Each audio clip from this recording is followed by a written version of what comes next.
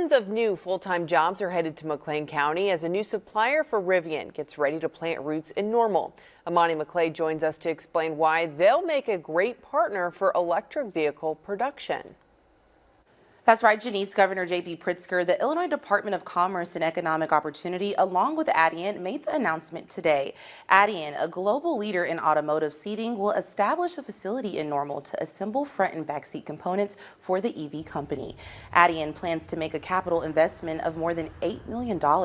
Now, this would create about 75 new full-time jobs. The town's director of economic development says this will have a huge economic impact.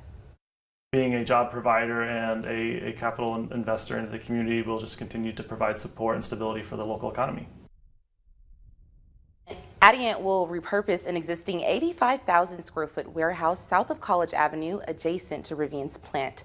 Now, as part of the state's incentive package, Adient received a Reimagining Energy and Vehicles Illinois tax credit, also known as REV, for their investment in job creations. Back to you, Janice.